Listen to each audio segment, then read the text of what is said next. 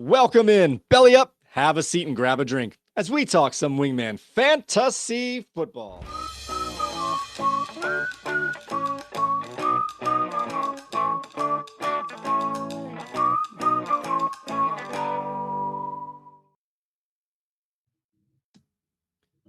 Welcome into another edition of Wingman Fantasy Football, the League Podcast. I'm your host, Michael Furley. And as always, I'd like to thank all of you, or any of you who may be watching or listening to today's show. This is episode 103, a Week 5 preview. And it's my great pleasure to welcome back into the bar Mr. Bernie, a.k.a. Team B. Yes, Cuban B. How are you doing tonight, Mr. Bernie? I am doing well this morning. How are you, Michael? I'm doing fine. It is a fine Friday morning, especially for all of our players that had Atlanta Falcons. Well, we'll get into that. We're not there yet. All right, guys, we got a jam-packed episode for you today.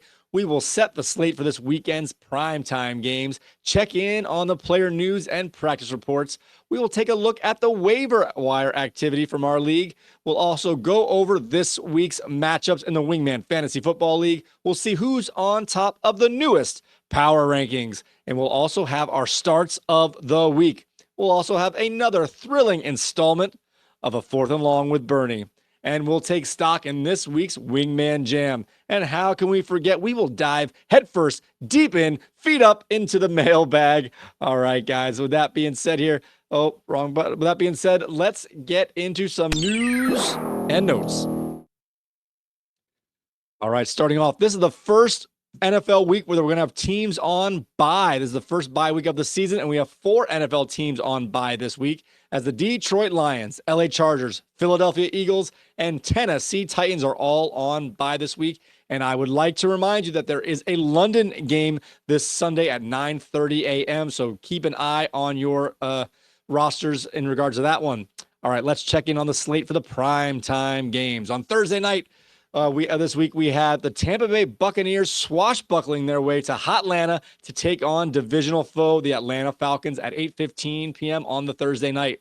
On Sunday morning, as mentioned in London, we have the Minnesota Vikings giving up one of their home games to take on the New York Jets. And the Sunday night game has the Dallas Cowboys riding their way to the Steel City to take on the Pittsburgh Steelers at 8:20 p.m. And the final game of the week will be Monday night as the New Orleans Saints go marching over to Kansas City to take on the undefeated Chiefs. Which one, if any of those games, catch your attention, Mr. Bernie? Oh, I think the Sunday night and the Monday night game catch my attention. And the Thursday night game catches my attention. I've got a lot of primetime players. I could have more, but Mr. Rashi Rice isn't going to get to play Monday night. So, yeah, it looks like I'll be staying up late Thursday, Sunday, and Monday. All right. So the Thursday night game has just concluded, and we had 9 players in our managers' lineups on Thursday night as Mac Daddy Twos had Young Shui Koo in his lineup, and King George had a pair of Bucks in her lineup with Mike Evans and Bucky Irving hitting the field up against Waddle away, who had Kyle Stinky Pitts in his lineup, and Red Sox Nation had a pair of players as Baker Mayfield and Drake London in his lineup battling up against Bernie's team B, who had Darnell Mooney, arguably the number 1 receiver for Atlanta, and Amazing Spidey had his first round pick and his first round bust, Bijan Flippin' Robinson in his lineup, and Q Birch Rage had Chris Godwin going in his lineup. What do you think about some of these players on that Thursday night game? There was some fireworks in this one. Oh, yeah. Wow. Kirk Cousins on my bench. Big game. Both his receivers, big games. This was a good thing. Atlanta did show up for some fantasy points this week. Tampa, they had one down week so far, but they've been consistent showing up for fantasy points. So good on them. Still no tight end in the end zone though. All right, guys, let's check in on some of the player news and practice reports as Cooper Kupp, as mentioned earlier in this week, has already been ruled out for the Sunday's matchup against the Packers. And Joe Mixon and Dameon Pierce are not practicing once again. We had Joe Mixon hit the practice field last week for a day or two, but he didn't play, and he's still not practicing this week. So we're not sure if he's going to play or if it's going to be another Cam Akers week. Rashi Rice was officially placed on the IR, meaning he will miss at least 4 games. However, he is still looking to seek a second opinion later next week to see if he will require surgery. If he does get the surgery, his season is over. If he can rehab it for those 4 to 5 weeks, he may come back. Malik Neighbors is still in the concussion protocol and may miss week 5. And Nick Chubb has returned to practice this week and is said to be feeling good. And it looks like he will be activated before the end of his 21-day practice window. All right, let's take a little pause here. What do you think about these first 4 or 5 players on this list? A couple were your guys here with Rashi Rice and Nick Chubb. You get one and lose one. I get one and I lose one. I really can't afford to lose too many wide receivers, but with, like you said earlier, Mooney coming on, it's okay, Rashi Rice, but little birdie told me that he was getting a second opinion and I dropped him already. So I don't know what to do. I don't really want to pay for him, but I don't really want to pick him back up. Well, I was ready to make the move to pick him up right at his first availability, but that once he got an IR, I think I can wait a week or 2 to see what that second opinion actually comes up with. Yeah. But if he wasn't on IR this day, I was going to pick him up and wait and see what that second opinion was. Yeah, not too worried about it. But everything else seems right on point. Kind of worried about Neighbors a little bit. Hopefully that doesn't linger past 1 week if he has to sit. Yeah, I kind of poo-pooed the fact that he was in the concussion protocol, thinking with the extra long week because he had the Thursday game the prior week that it would make it easy. But it looks like it's going to be a little dicey for making it this week. Yeah. So, if you got Neighbors in your lineup, just make sure you have him backup ready to go. All right, guys. Now moving over to the Steelers backfield. Both Jalen Warren and Cordero Patterson have both been missing practice. This might leave the backfield all alone to Najee Harris, and it was a Stanfield or something similar to that, and whatever other practice squad guys they pick up this week. George Kittle has not been practicing so far this week, but he did play last week. I'm thinking he's just getting some veteran days rest to get the most out of his availability. So he hasn't been practicing, but there's no indication that he will miss week 5, but definitely keep an eye on that as the week progresses. Alvin Kamara, who played last week, has been limited and is reported to have fractured ribs. I guess they're not displaced, maybe a minor crack. It doesn't sound very, very fun. But so he's definitely keeping an eye on Kamara as he is dealing with pain and fractured ribs. And Austin Eckler appears to be ready to get back to the field after missing last week with a concussion. And Tank Dell has also returned to practice, albeit in a limited capacity. Anyone here catch your attention to these news that I just mentioned here? Mr. Kamara catches my attention. That's troublesome for me. I have 3 studs at running back position: Kamara, Ken Walker, and Jonathan Taylor, and they all have little Q's next to their name. It's like a QAnon conspiracy going on over there. All right, moving along here, we have Trey McBride of Frankenstein. It's alive! It's alive! It looks like he's alive as he's returned to practice and looks like he will return in week 5 against the 49ers. Davante Adams is not practicing as he awaits a potential trade away from the Raiders. This is just a mess. He can't play. The Raiders aren't going to play him until they make a deal. I mentioned this last time we're talking with Bernie here that my guess is he's going to be out between 2 to 5 weeks because the trade deadline's not for another 6 weeks, man, or 5 weeks, and there's no hurry to trade him. So he's not going to play while he's still in the Raiders, and he might even take a week to get ready for his new team. So he's going to miss at least 2 weeks. I'm going to say closer to 4. Nice. And then we have Jonathan Taylor. The aforementioned Jonathan Taylor here is dealing with a high ankle sprain. He's been a little sketchy with his injury throughout his career, meaning that maybe Trey Sermon may get the start for the Colts this week. Brandon Cooks is dealing with, I believe, an infection in his knee, and it looks like he's going to miss a couple of weeks. And Devin Singletary was coming on strong for the Giants. He had a rough game last time, and it might have been because he aggravated an injury during the game. I'm not sure if it happened during the game or at practice, but right now he is dealing with a groin injury. And Khalil Shakur is also not practicing as he nurses an ankle injury. Do you have anything to mention here about Jonathan Taylor? I know you kind of mentioned a little bit. Davante Adams, what do you got on these last 5 guys? All right, so Davante, buy low opportunity. You could probably get a solid, give up a solid second round pick for Devontae. I wouldn't give up a first for him right now. Jonathan Taylor, ooh, that whole situation is sketchy for me. But I think he's going to play through it. I'm not sure if he's on a contract year or not. Do you know anything about his contract? No, he just signed a big deal last season. No, yeah, so that's sketchy for me. And then who was that third one? We had Shakir. And, So Devin Singletary. yeah, the Giants. I mean, they look like they were going about to come on, and now they've got their top players just not looking good. And then Shakir, who else is in Buffalo to catch the ball? Like he was like the de facto number one. Who's catching the ball over there?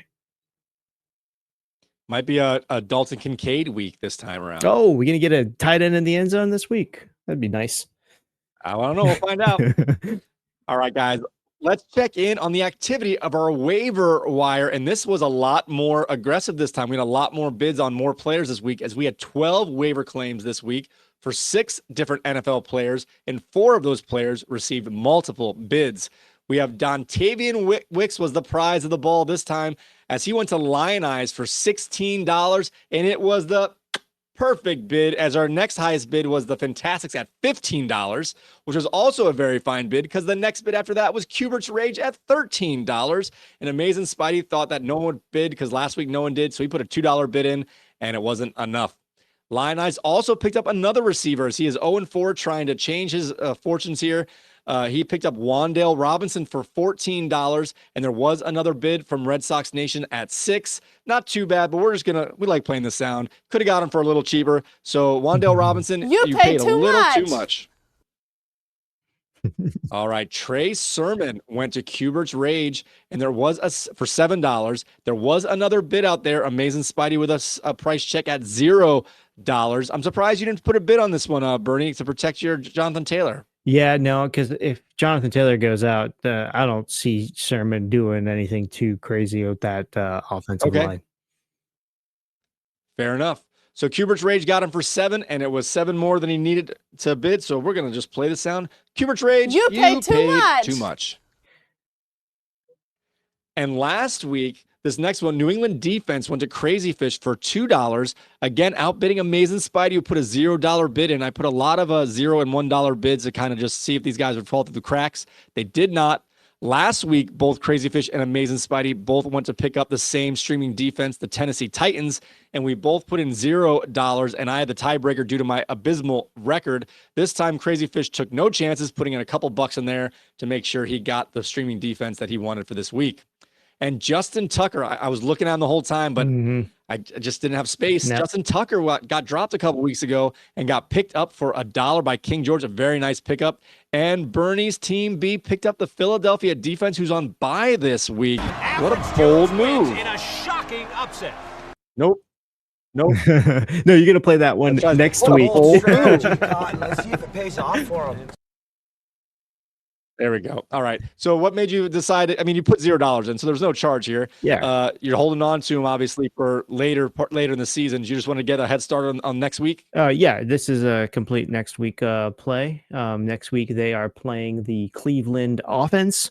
So should get a little love there. Coming fresh off of a bye, fresh legs, everybody a little bit more healthy, and then go from there. Also, you know how we have stat corrections sometimes in fantasy football.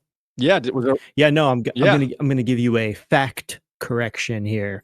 Fair enough. Yeah, it wasn't Fantastics that put in that $15 bid. That was Team B that put in that $15 bid and woke up the next morning and cursed Reggie's name with that $16 bid. Oh, thank you for that.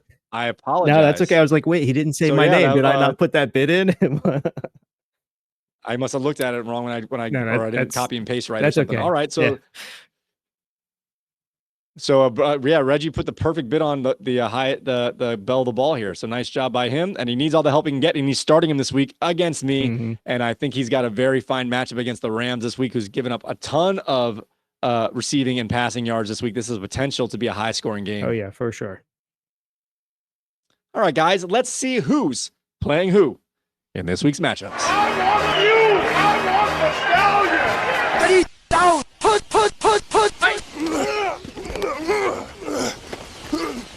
this week's matchup.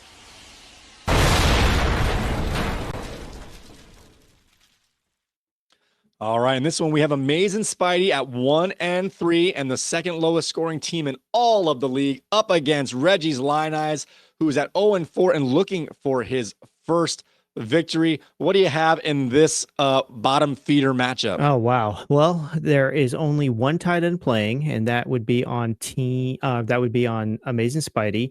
Both great quarterbacks. Both have solid running backs. It looks like this was going to be a close matchup. This is going to be come down to the last man playing here. Travis Kelce. We both have guys playing on Sunday night and Monday night. Yeah, Travis Kelce might get a bump this week, so I think that's a safe tight end play. So you'll be good. You'll be good. It's going to be close, though. I don't too close for me to call.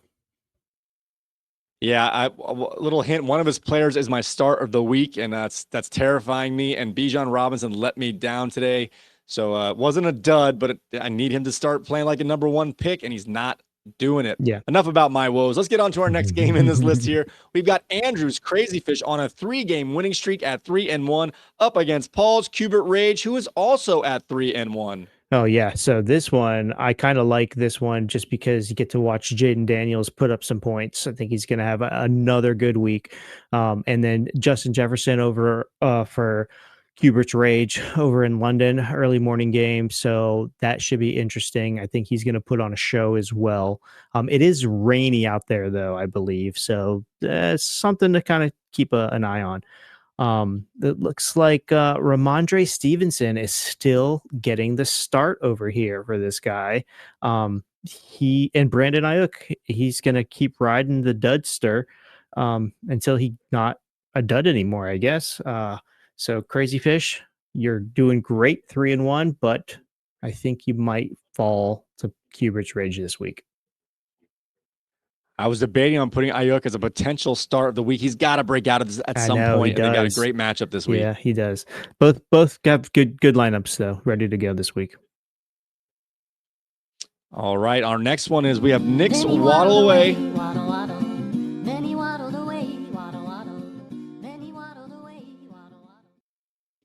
Nick's Waddle Away is at 1-3, and his team has been decimated by injuries. He's finally kind of starting to get some players that can help him out, but they're at 1-3, and they're on a 3-game losing streak up against Katie's King George, who's also at 1-3. This is going to be a pivotal game here, similar to the Amazing Spidey Line Eyes game. The loser of this game is going to be in dire straits. The winner is going to have a chance to save their season with some help later on. What do you have for this matchup? Well, do you have a laugh track readily available, or not a laugh track, an applause track readily available?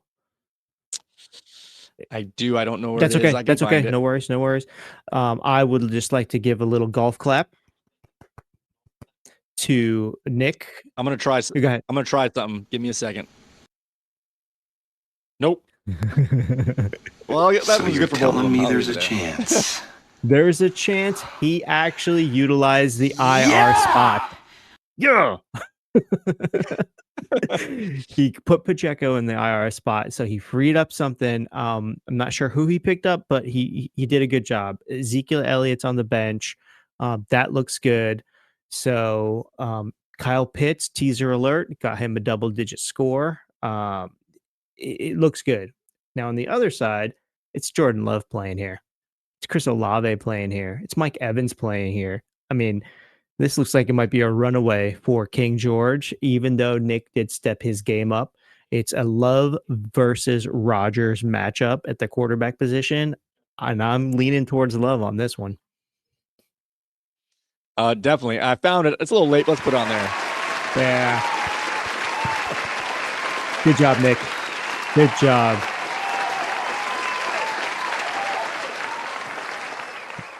Good job for waking up. All right. Great job. All right. All right. So our next game here. Oh, I got a lot going on. Our next game here is Bernie's Team B. Yes, Cuban B.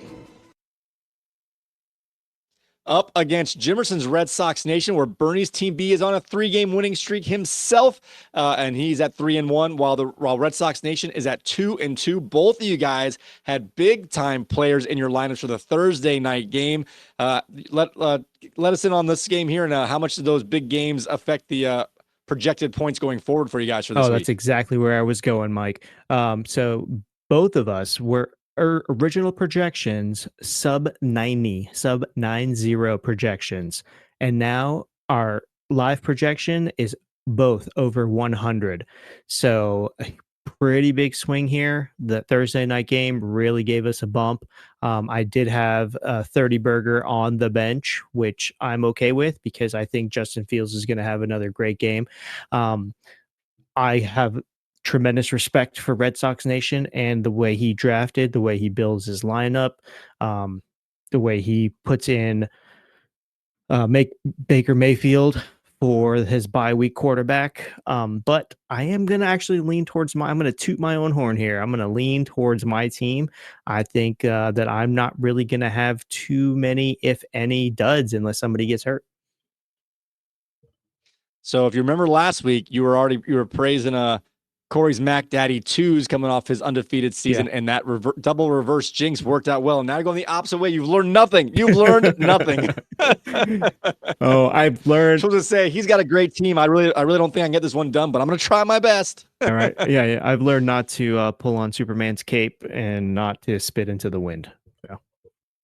There you go. All right. And you don't mess around with Jim. All right. Very good. All right. So now we're down to our next game here. We have Ben's brilliant team at 2-2, our lowest scoring team of the season, against our juggernaut, clearly the best team in the league at 4-0, the most points scored. Alex's "They took our jobs." He deserves that one, right? Because he is running this one. What do you have in the matchup for this particular game? Wow, yeah, he's just stud on top of stud on top of stud, but then he's got Christian Kirk in there, so that might be a dud.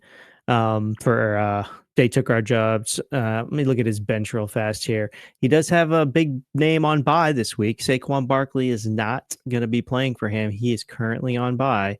But Hubert Rage does have, or I'm sorry, not Hubert Rage. Ben's brilliant team has a lot of Qs in his lineup at the moment with Etienne Jr., George Kittle, and Tyler Lockett. Hopefully those aren't serious and he can get some points out of those guys. He does have Christian Watson on the bench there, Gabe Davis on the bench there.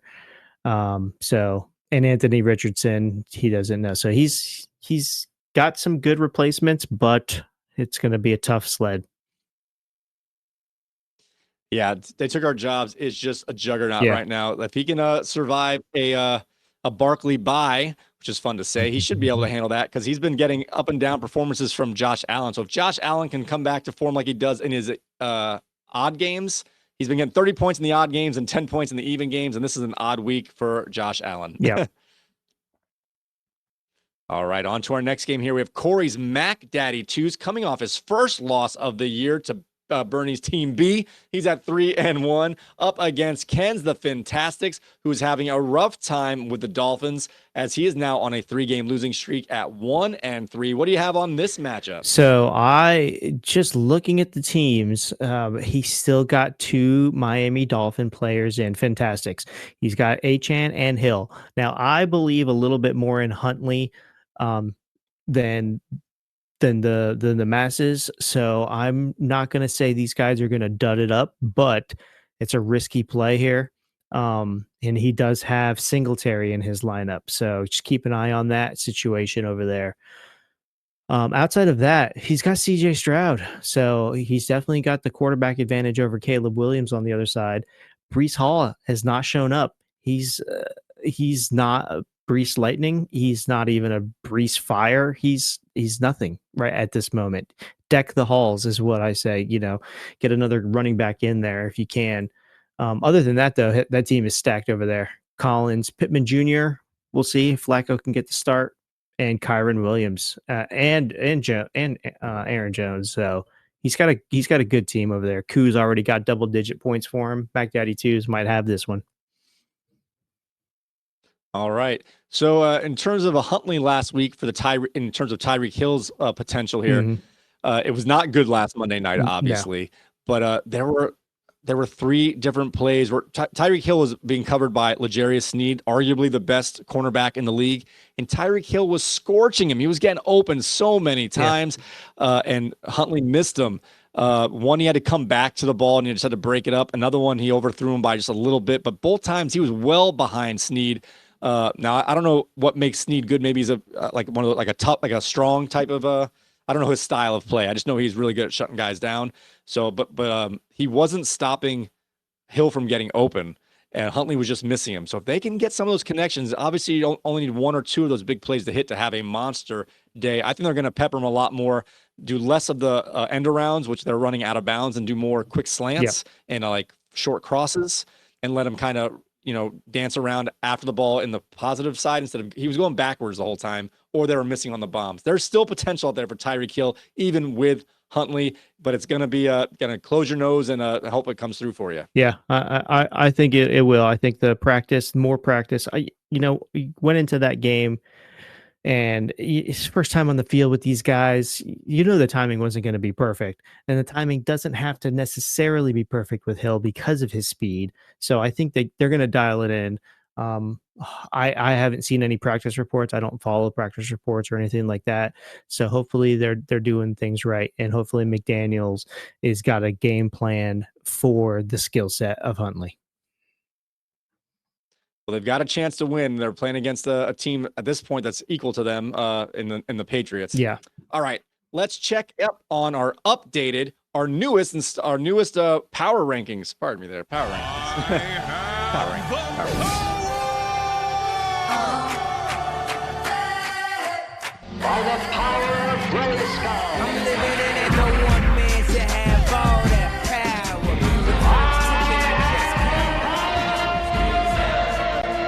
Wingman Power Rankings.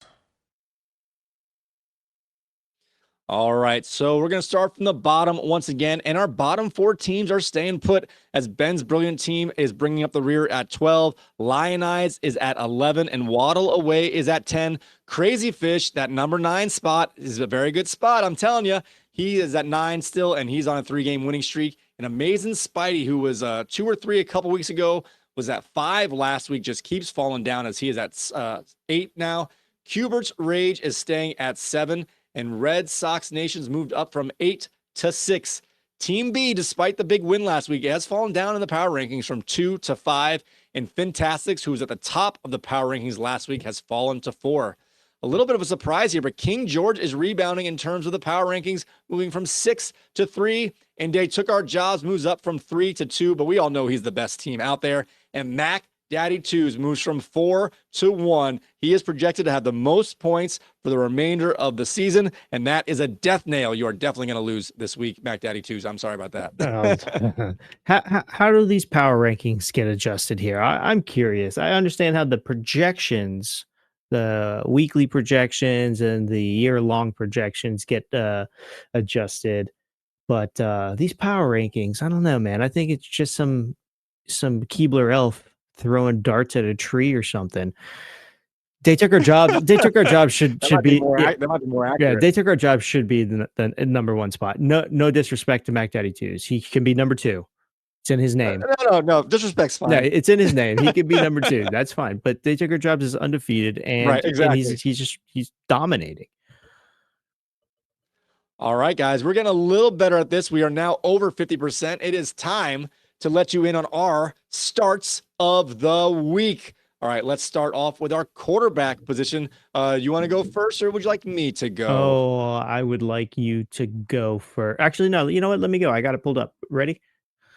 All right, Yep, I'm ready. Yeah, we're gonna go with Mr. Bo Nix. He is projected to be at a 13.05, and he is playing Las Vegas. So he's coming in to week 3, great opening drive, his best performance. I'm sorry.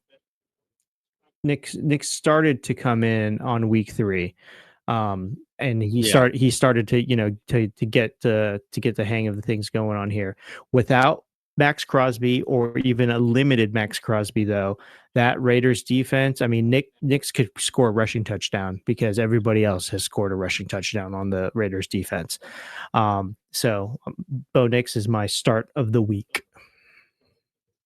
This is very interesting because we mentioned Mac Daddy 2's team is very strong because he kind of punted on the quarterback position. Mm-hmm. Bo Nix is on his team. It sure is. The other two quarterbacks I was considering are also on his team. I also picked Caleb Williams this week against the Carolina Panthers to be the my start of the week. I don't know what his projections is, but they're up against the Panthers, who are who give up the 10th most points to the quarterback position. The question is here. I don't think the Bears defense is good, but they're not great. Mm-hmm. And I think that the Panthers are going to be able to score at least, let's just say 22 points, in that range. Yep. So I think the Bears are going to have to throw to keep up here. We're kind of not sure about DeAndre Swift. He had a good matchup against the Colts and did awful. Had a regular matchup last week and blew up. We're not sure this is a chance to be a Swift game, but I don't trust him enough to do 2 weeks in a row. If you remember, Roschon Johnson still got the early work in that game and got the first goal line carry. Yep. It was just when Swift had a couple long runs, they stayed with him. But if he doesn't get off to a hot start, I could see him falling back behind Roschon Johnson in a closer game this week. Caleb Williams is going to air it out against a team that is not a great defense, but the offense is good enough to make him have to compete. Caleb Williams is my quarterback start of the week. And just for the record, it is a 15.7 point projection. Okay. And so they're about the same as Nick. So essentially you're looking for 18 points for Nick. I'm looking for 20 points for Williams, give or take. Yeah, exactly. And maybe I was wrong about Mac Daddy 2's not being number one in the power ranking if we're both saying all of his quarterbacks are starts of the week here. Yeah. All right. Now on to our running back start of the week. I'm going to start off here, and this one hurts me to say, but there's just no way around it. And maybe I'm trying to do a little reverse jinx kibosh. Let's just hope that's what I'm doing here. Najee Harris up against the Dallas Cowboys, who give up the third most points to the running back position. They definitely improved last week against the Giants and Singletary. That was a little bit of a surprise as the Cowboys have been giving up a ton of rushing yards and points to running backs through the first 3 weeks prior to last week. So I don't know if they're getting better or not, but the combination of Cordell Patterson and Jaylen Warren being out means Najee Harris is going to get the backfield almost all to himself. And whether or not you think the Cowboys defense is starting to get their groove back, they're missing two of their top defensive linemen, as Micah Parsons is going to be out and DeMarcus Lawrence has already been put on the IR. This is an all-day Harris day. If he just doesn't crap the bed here, he's going to have a monster day this weekend. Yep, and he's projected at a 10.4 fantasy projection. That's the one that scares me because our matchup is tied, and he's going to crush that 10 points easy. Yeah, so very good, very good. I agree with everything you said about that, though. That's a good call. All right, so my running back start of the week is going to be Justice Hill for Baltimore. They're at Cincinnati, so this is the Ravens have actually led for most of the games for 3 straight weeks, right? Allowing the offense to kind of settle in and into a run heavy mode. Now, Derrick Henry's a beast. They're putting the mileage on him, but Hill should be on the field more than Derrick Henry. Even last week, Hill led the team in targets, catches, and receiving yards. So I see it continuing. He could get a 20 burger here for us, and everything would be good. Getting some points per half points per reception. So, and he is rated at. Let's hope we get some running. Sorry, he's projected at a 5.3. Yeah, I think he has a chance to score. I think he's gonna get 20's a lot. Maybe you're hoping for 13. I think that'd be a good day for Hill. Okay. I'll take that. I'll take that. A rushing touchdown. Let's keep Lamar Jackson out of that end zone. There you go. All right, now time for the wide receiver start of the week. I'll start off here again if you don't mind. Not at all. Go for it. I missed last week against this defense, but so far the Commanders have been the best matchup in terms of quarterbacks and wide receivers. We're going to go back to the well. Amari Cooper up against the Commanders. Get as many players as you can in the passing game against the Commanders. The Commanders can score, and they give up play to the receivers. So this seems like a no-brainer. Amari Cooper is going to have a fine day, and he is my wide receiver start of the week. And that is a 10.7 projection for Amari Cooper. And you know what? I like this call, but I think that Washington's defense is going to start coming alive. I don't think that they're just going to sit back on their heels for too much longer. So, but hopefully Amari gets something there. And there's also a little rumor going out that he might be a possible trade to Kansas City. Oh, so the good thing in terms of that, he restructured his deal. Mm-hmm. So he has no, like, all of his salary this year is in the signing bonus, which means any team can trade for him. There's no salary cap implications. He does not have a salary this year. His money's already been paid for up front. Nice. I wish my salary was paid up front. Adams. Yeah, Devontae Adams still has like a $30 million salary, so he can only be traded to like 2 or 3 teams that have the space. Right. But Cooper can be finagled into almost any situation. Yeah. Okay. So my wide receiver start of the week is Mr. Wan'Dale Robinson for the New York Giants. He's projected at 8 points this week, 8.1 points this week. And we've got Daniel Jones starting to get a little bit better. Wan'Dale is his favorite short target. And then we're going to possibly be missing Neighbors and maybe a limited, if not missing, Devin Singletary. So there's going to be tons of opportunity for Wan'Dale Robinson.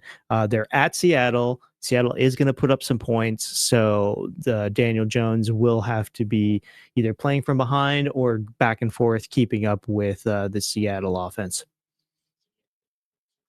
All right. I like it. All right, guys. It is now time for your favorite and mine Friday morning segment. It is now time for 4th and Long with Bernie.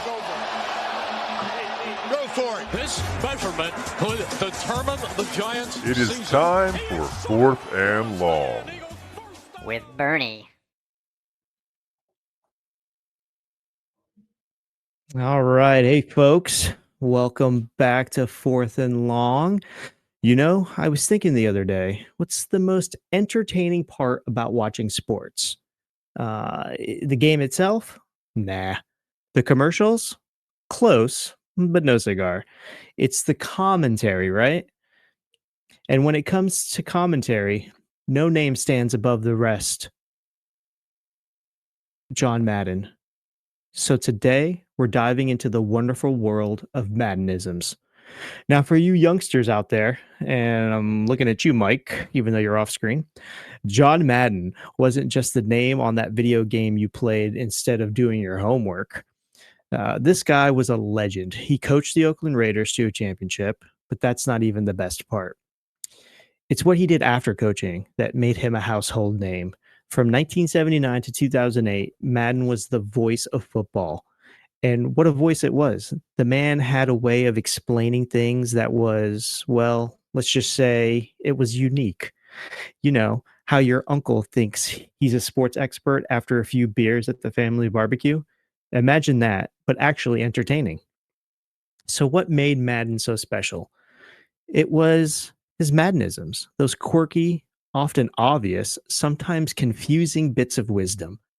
So I've got a list here that will make you laugh, cry, or maybe just scratch your head. Okay, you ready? Okay, here we go. In no particular order, by the way. All right. The best way to gain more yards is advance the ball down the field from the line of scrimmage. Gee, thanks, John. And here I was thinking we should run backwards. Brett Favre is Brett Favre. Well, I sure hope so. Imagine the identity crisis if he wasn't. When you've got great players playing great, well, that's just great football. This man was a poet, I tell you. Sorry, guys, I can hear Mike giggling in my earphones. If the quarterback throws the ball in the end zone and the receiver catches it, it's a touchdown. Hold on. Let me write this one down. Revolutionary stuff over here. Okay. Here's a guy who can use his arms and legs at the same time. As opposed to what, John? A potato? You got one guy going boom, you got one guy going whack, and one guy not getting in the end zone. Ah, yes. The classic boom whack nope play. Works every time, 60% of the time. He was running down the field and boom, he got whacked. Madden's sound effect game was so strong, wasn't it? Usually the team that scores the most points wins the game. Usually, John, I'd love to see the exception to this rule. They're either going to run the ball here or they're going to pass it. Or maybe they'll break out into a choreographed dance number. You never know. I'm looking at you, Kansas City Chiefs. The defense should be expecting a run or a pass here. As opposed to what, John? A pizza delivery? Now, you might be thinking, Bernie, these are ridiculously obvious statements. And you'd be right. But that was the beauty of Madden. He stated the obvious in a way that somehow made you go, huh? I never thought of it like that. Madden's influence went beyond just funny quotes, though. He's the namesake of a video game series that's probably destroyed more friendships than Facebook. It's the only game where you can experience the thrill of being told you're doing a great job while simultaneously being informed that sports involves physical movement. Mind-blowing stuff. But here's the thing about Madden. His style was so unique that it changed sports commentary forever. These days, you can't watch a game without hearing someone try to channel their inner Madden. It's like a form of possession, minus the need for an exorcist or a pea soup or anything like that. In all seriousness, though, Madden made sports more accessible to everyone. He broke down complex plays in simple terms. Sometimes those terms left you wondering if he was talking about the game or giving you directions to the hot dog stand. But hey, at least they were entertaining. So what's the takeaway here? Well, John Madden showed us that sometimes the best way to understand something is to look at it from an angle so obvious, it's actually brilliant. He reminded us that in sports, as in life, things aren't always as complicated as they seem. Sometimes the team that scores the most points really does win the game, and that's okay. So next time you're watching a game and the commentator says something that makes you tilt your head like a confused puppy, don't worry.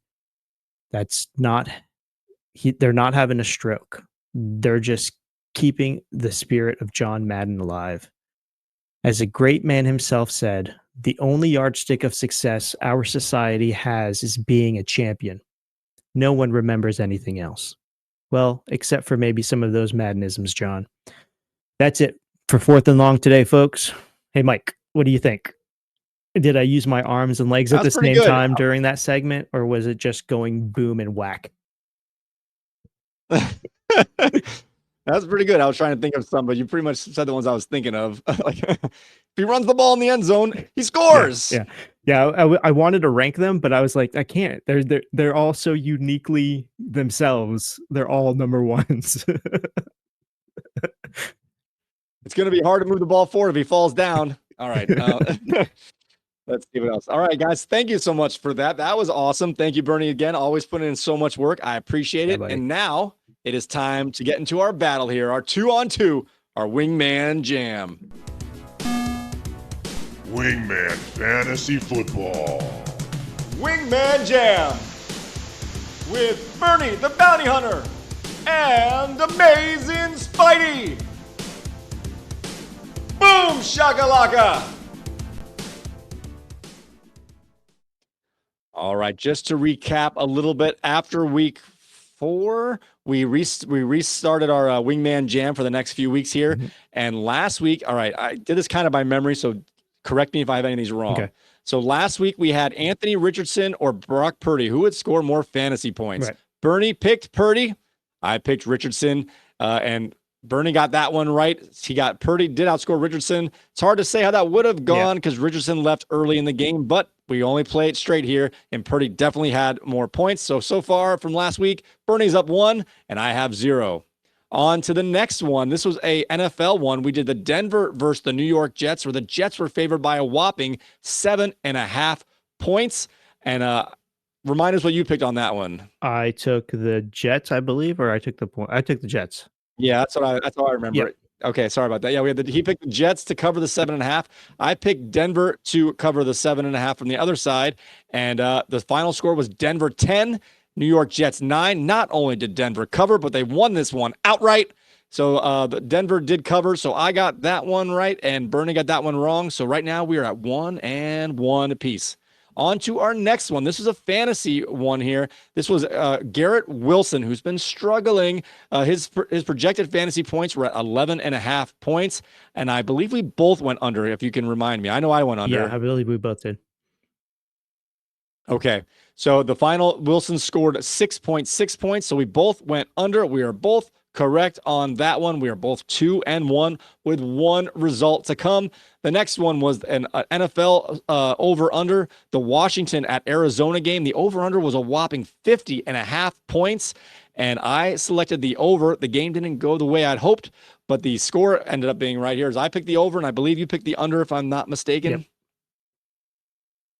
Okay, and the final score was a 56 total. So last week I was 3-1 and Bernie was 2-2. What do you think about starting this new leg of the Wingman Jam already down, Bernie? What's going on here? That's okay. I'm okay just because the Jets lost, so I'm okay. Okay, all right. I'm just poking fun here a little bit. All right, now it's on to this week's pick'ems for our prop bets. We each pick 2 games, 2 props, 1 fantasy football related and 1 NFL related. Go ahead and you can start us off with your prop bet here. All right, so I'm going to start with the NFL one. It is Miami at New England. New England is -1, and I'm going to go ahead and just take Miami to win this one outright. This is hard to say here. So I think the problem with the Patriots, how Ramondre Stevenson had a great first couple games. If they are close in games, he's going to control the ball. Minus fumbling. So this is one of those games that New England has a chance to take the air out of the ball, but you got to think Miami's going to figure this out, right? You got to. Yeah, you got to, but I think that they will because New England is not all right, good. I'm going to give you a chance here to catch up because this one's so close. I'm going to take New England. If it was 3 points, I would definitely take Miami, but at the 1 point, New England's at home. I'm going to take New England here. I'm going to give you a chance to catch up. Okay, I got you. All right, so what do you got for the NFL? All right, so NFL, we'll stay on the NFL side here. I've got a spread here as well. The Dallas Cowboys are at the Pittsburgh Steelers, and Pittsburgh Steelers are favored by 2.5 points. So this one, I think Pittsburgh's going to run the ball here, but I think that Dallas is going to throw all over the place. We always talk about TJ Watt, but we forget about Highsmith, their other pass rusher, who's arguably better, just not as flashy, and he's hurt again. And if you recall last week, Pittsburgh gave up a lot of points in their game, and they finally got a loss when they were missing one of their big-time defensive players. And I think this one's going to be a close game, but I think it's going to come down to Dallas throwing the ball. And I think Dallas is going to cover this 2.5 points. Oh, okay. I think that Pittsburgh will. Pittsburgh's favored. Sorry, Pittsburgh's favored. Yeah. I think Pittsburgh will cover the 2.5 here. Is it 2.5 or 2? 2.5. I have it at 2.5, so that's what. Yeah. So I think they will. I think Justin Fields knows that this is his game. From this point on, he has to play close to mistake-free football. He can't lose the game for these guys. Otherwise, Russ is coming in because I think he's going to be ready to go this week. So I really think that this might be the last Pickens to Fields. The Dallas defense isn't what it is game. And they'll take him down. All right, very good. All right, we have some different picks this time around. All right, I'll go next here with my fantasy one. This one's a matchup between 2 of our players, our lowest scoring team versus our highest scoring team. And these are the only players this week that didn't have anyone in the Thursday night game, so we're going to use these guys. We have a whopping spread of they took our jobs favored by 11 points over Ben's brilliant team. This one is tough here because the spread is so big, but they took our jobs team is amazing. I'm going to go first here, but I think Ben's got some decent matchups. And with Saquon Barkley out this week, I think Ben's going to cover the 11 points. I think it's going to be a surprise. I don't think he's going to get the win, but I think he's going to make it closer than we were going to think. Oh, I'm taking they took our jobs to blow this out. It might not be the biggest blowout of the week, but there's a reason I think that he should have been number 1 in that power ranking. He's just rolling, man. And until we know different, he's the juggernaut. Gotcha. Fair enough. So, all right, we got different picks this time, guys. It's exciting. We're exciting. All right, what's your last one and what's your fantasy prop bet here? All right, so we have in the amazing Spidey against Lion-Eyes game, we've got 2 rushing. I'm sorry, I shouldn't say that. We have 2 dual threat quarterbacks. We have a dual threat quarterback play going on over here. So Lamar Jackson versus Kyler Murray. My bet would be, or my prop here is going to be, who has more rushing yards, and I'm going to lean towards Murray. Who are the Ravens playing again this week? I can look that up for you real fast here. Oh, Cincinnati. They're playing Cincinnati. Okay. I'm going to go. Oh, man. Murray only had 3 rushing yards last week. Okay. But I think he's at San Fran. He's going to have to run for his life. Sunny day at San Fran. Yeah, I think he's going to have to run for his life. Yeah, I think they wanted to try and pass against the bad passing defense of the Commanders last week. It didn't work out. And they were able to run the ball, actually, with Connor. Mm-hmm. I don't think they're going to be able to run the ball as well this week against the Niners. I think he's going to run for his life and potentially run forward for his life. I think I'm actually going to go Murray here myself as well. Yeah. All right. Good call. It's a good call. All right. So just to recap here, we have the spread in our fantasy matchup. Ben's brilliant team against They Took Our Jobs, where They Took Our Jobs is favored by 11 points. And we are split on this one. I've got the underdog to cover. He's got the favorite to crush this one. We have the Dallas Cowboys at Pittsburgh, where Pittsburgh is at home and favored by 2.5 points. I'm taking the road dog to cover. He's taking the home favorite to cover the 2.5 points. We have the Miami Dolphins versus the New England Patriots, where the home team here is favored by 1 point. And he's taking the road dog he's taking the road dog this time, and I'm taking the home favorite. And our last one again was rushing yards for Murray versus Lamar Jackson. This one's tough. We're both taking Murray to have more rushing yards this week. All right, guys, very good. All right, it is time to dive deep, head first, heels high, into this week's mailbag. You've got mail. Wingman Fantasy Football. Mailbag!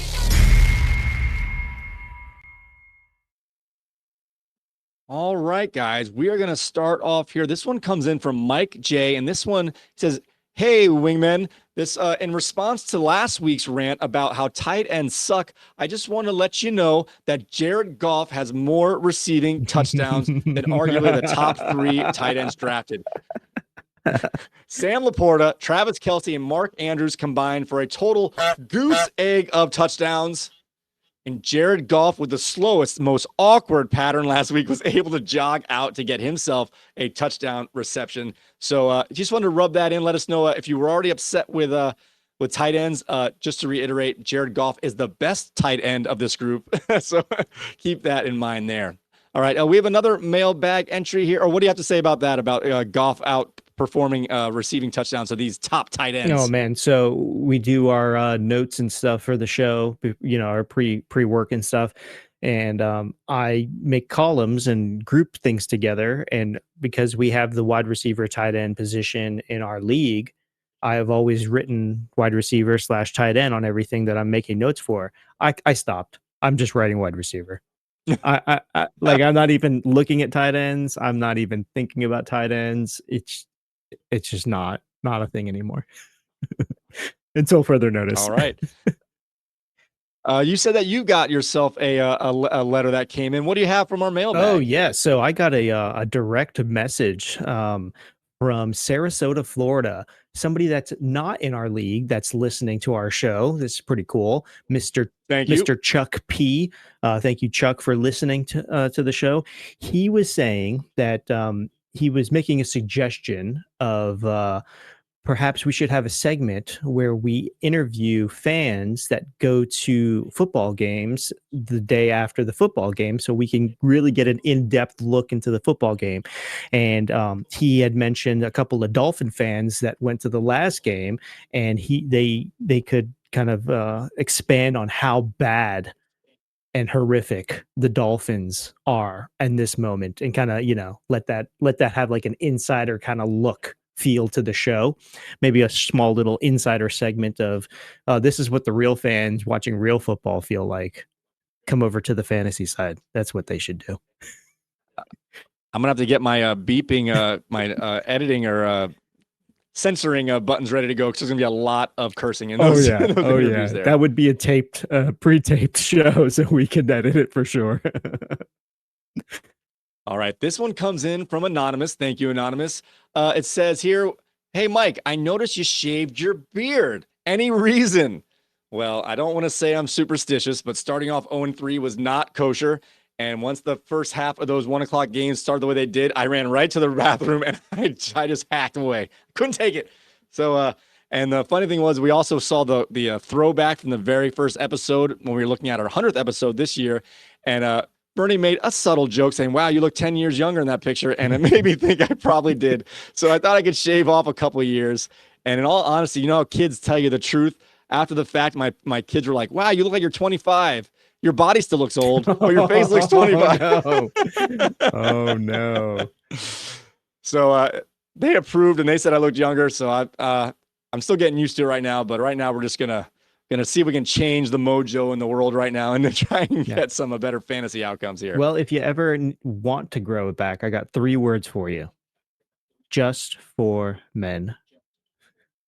Oh, you don't like the gray side, the black side, the skunk look? No, I do like it. I like a little salt and pepper in my man, you know. Fair enough. Fair enough. Guys, I want to thank you all so very much for your mailbag entries. Keep on sending those comments in or direct message even, and we will get those entries into our next mailbag segment. Don't forget that you can find us on Spotify, Apple Podcasts, TuneIn Radio, YouTube Music, and now Amazon Music. To get our podcast, our audio podcast feeds, just search Wingman the League to get those results in those platforms. If you want to get our audio and or video feeds, you can always get all of our content at wingmanentertainment.net/podcast. And of course, go to our YouTube channel at wingmanfantasyfootball.com/YouTube to go to check out our video feeds. That's the best place to go and put likes, subscribes, hit that notification bell, and leave comments, and we will definitely read them on our next show.